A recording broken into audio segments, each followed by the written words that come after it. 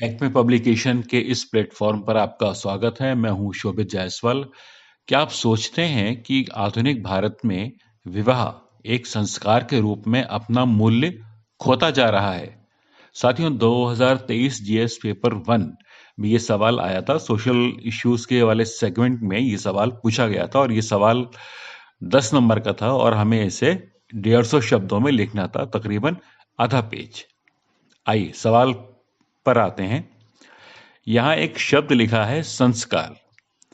तो पहले हम संस्कार के कंसेप्ट को ठीक से समझते हैं कि ये होता क्या है। संस्कार कंसेप्ट है क्या? दोस्तों, हम सब ने नामकरण, अन्नप्राशन, विवाह या अंतिम संस्कार शब्द सुने ही होंगे। हम ये भी कहते हैं कि वो लड़का बहुत संस्कारवान है, वो लड़की बहुत संस्कारवान है, या उसको अच्छे संस्कार मिले हैं। संस्कारी बहू तो हर कोई चाहता है। तो संस्कार दरअसल दो अर्थों में यूज होता है। पहला अर्थ है योग्यता या गुण से। अच्छे संस्कार मतलब अच्छे गुण। समाज जिन गुणों की सराहना करता है उन गुणों का होना। दूसरा अर्थ जो हमारे लिए अभी ज्यादा रिलेवेंट है वो ये है, संस्कार का आशय है जिंदगी को, लाइफ को एक नई पहचान देना। जन्म से लेकर मृत्यु तक जहां जहां लाइफ में टर्न आता है वहां वहां पर संस्कार मौजूद है। तो जीवन के उस मोड़ पर संस्कार का उत्सव मनाया जाता है। ऐसे अवसरों पर धार्मिक पाठ होगा, पार्टी या दावत दी जाएगी और जिसके लिए उत्सव मनाया जा रहा है उसको उपहार और कुछ पहचान दी जाती है। तो लाइफ में मोड़ कब कब आते हैं? मोड़ आते हैं तब जब आपका जन्म हुआ, आपको नाम दिया गया यानी कि नामकरण, अन्नप्राशन जब आपने पहली बार अन्न खाया, शादी हुई, है ना? ये हो गए संस्कार। अब हिंदू धर्म की बात करें तो संस्कार के कई पाठ मिलते हैं। मतलब कई अलग अलग लोगों ने इसकी अलग अलग संख्या बताई है। कोई कहता 12 है, कोई 13, कोई 16, यहां तक कि 40 संस्कार तक बताए गए हैं। हिंदू धर्म के अलावा इस्लाम में भी अकीका, खतना, बिस्मिल्लाह, सुपुर्द खाक, ये संस्कार उनमें भी हैं। सिखों में भी हैं। कौन कौन से? नामकरण, अमृत संचार, आनंद कारज, अंतिम संस्कार सिखों में भी होता है। अच्छा, ये केवल भारत की बात नहीं है।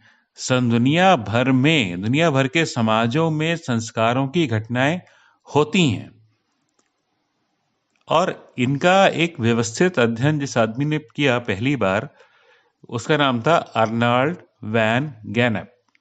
उन्होंने इस संस्कार को बहुत अच्छे से स्टडीज किया और कहा यह है राइट ऑफ पैसेज।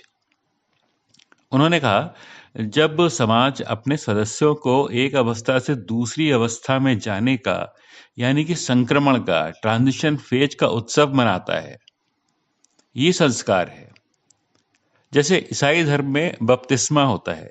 उसमें क्या होता है? बपतिस्मा में बच्चे पर पानी छिड़का जाता है या उसको नहलाया जाता है और उसके बाद ही वो ईसाई धर्म का सदस्य बनता है ना? जैसे आपने पाताल लोक अगर सीजन 2 देखा हो तो उससे एक दृश्य है जिसमें एक खलनायक है डैनियल। तो डैनियल जब बच्चा है तो उसे पानी से भरे टैंक में डुबोया जा रहा है। वो है संस्कार। ठीक है, आगे आते हैं। जब हम विवाह को संस्कार के तौर पर देखते हैं तो हमें ये समझना होगा कि हम यहाँ पर हिंदू कम्युनिटीज की, हिंदू धर्म की बात कर रहे हैं। क्यों कर रहे हैं? क्योंकि इस्लाम में शादी जो है एक संस्कार नहीं है। वहां पर शादी एक संविदा है, एक कॉन्ट्रैक्ट है। इस्लाम में शादी ब्रेक हो सकती है, हिंदू समाज में शादी ब्रेक नहीं हो सकती। और अगर आपको ब्रेक करना है तो उसका सोसाइटी में कोई तरीका नहीं है, उसके लिए आपको कोर्ट जाना होगा। हिंदू धर्म में शादी खत्म सिस्टम से नहीं होती, वो होती है कोर्ट जाके। लेकिन इस्लाम में ऐसा है। उनकी धार्मिक परंपराओं में ये सुविधा है कि वो शादी से अलग हो सकते हैं। ठीक है, एक सवाल में शब्द लिखा हुआ है मूल्य। अब ये मूल्य क्या होते हैं? दरअसल मूल्य वो बुनियादी भरोसा है जिसे इंसान इसलिए आत्मसात करता है क्योंकि उसे अच्छी बात माना जाएगा। कौन सा भरोसा है? ऐसा भरोसा जिसे लोग समझते हैं कि ये अच्छी बात है और वो अच्छी बात आपके नजरिए को तय करता है। कैसे? जैसे अगर आप किताब पढ़ रहे हैं, अचानक से आपका पैर किताब में लग जाता है, तो आपको एक गिल्ट महसूस होती है, एक आपको लगता है कि कुछ गलत हो गया। क्यों? क्योंकि आपके अंदर एक वैल्यू है। वैल्यू क्या है? किताब में विद्या है और विद्या का सम्मान होना चाहिए। वरना अगर पैर लग गया तो लग गया, किताब का क्या बिगड़ेगा उससे। लेकिन ये वैल्यू है जिसकी वजह से आपको अफसोस होता है, आप में एक क्षमा मांगने का भाव आ जाता है। एक और मिसाल देखिए, देखेंगे भारतीय समाज में प्रकाश को या रोशनी को एक रेस्पेक्ट दिया जाता है और उस रेस्पेक्ट का एक वैल्यू है। आज भी आप गांव देहात में देखेंगे कि जो पुराने बूढ़े लोग हैं, बल्ब जब जलता है तो बल्ब के सामने हाथ जोड़ लेते हैं या उसके सम्मान में सर झुकाते हैं। हमारे यहाँ जब पूजा की जाती है तो दिया जलाया जाता है और दिया जलाना मतलब रोशनी करके हम सम्मान प्रकट कर रहे हैं। हमारे यहाँ सूर्य की पूजा के लिए भी ये ही एक बात है कि हमारे यहाँ रोशनी को एक वैल्यू माना गया है। ठीक है। अच्छा, एक छोटी सी बात और, इसमें एक शब्द लिखा है आधुनिक। ये आधुनिक क्या होता है? जब हम जीन्स टॉप टी शर्ट पहन लेंगे, पार्लर में जाएंगे या कुछ ऐसा कर लेंगे तो, या चम्मच से खाना खाएंगे तो क्या हम आधुनिक हैं? नहीं।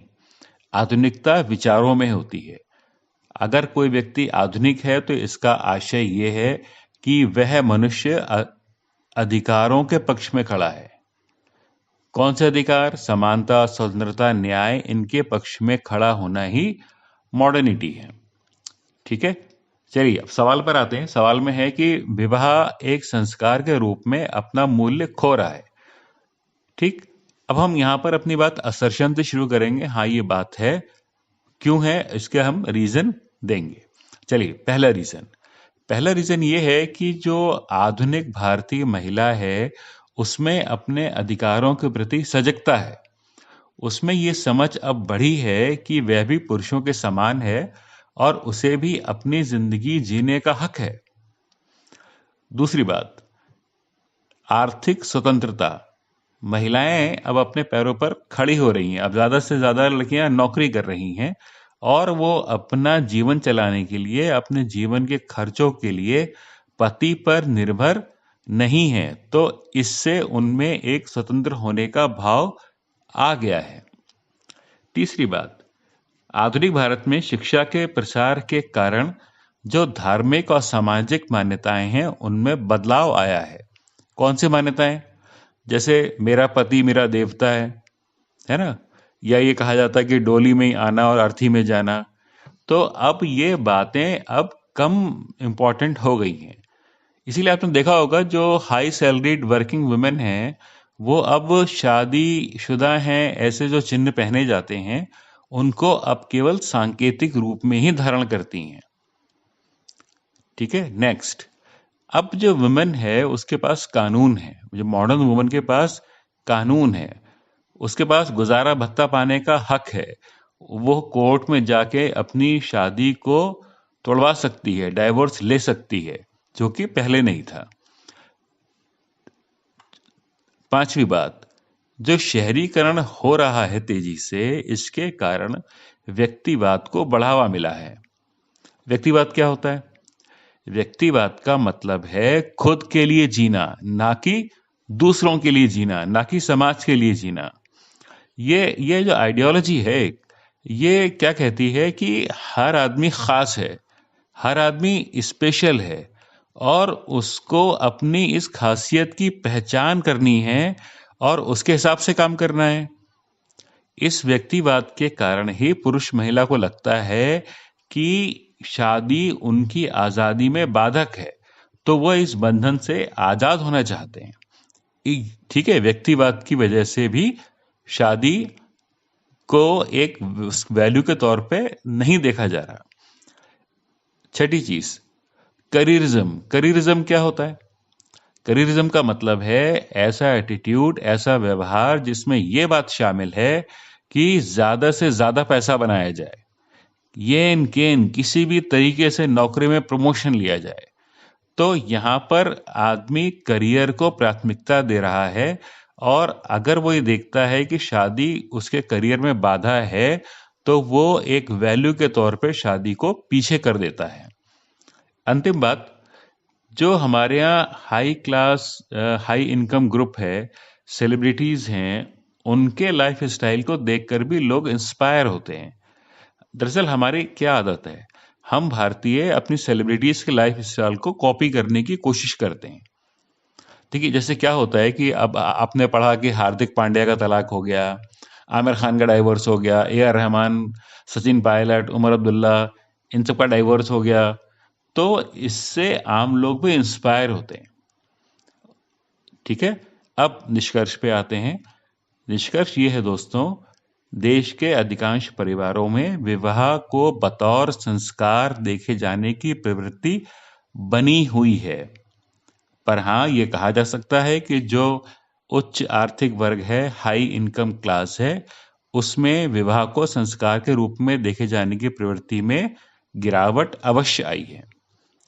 ठीक है दोस्तों, मेरी बात यहाँ खत्म हो जाती है, और आप चाहें तो अंतिम जब लाइन लिख रहे हो तो आप कॉमा कॉमा लगा के अपने बात को और एक्सपेंड कर सकते हैं। जैसे आप लिख सकते हैं कि लिव इन को बढ़ावा मिला, या तलाकशुदा स्त्री का स्टिग्मा अब कम हो गया है, और दूसरी शादी में अब ज़्यादा आसानी हो गई है। ठीक है, धन्यवाद।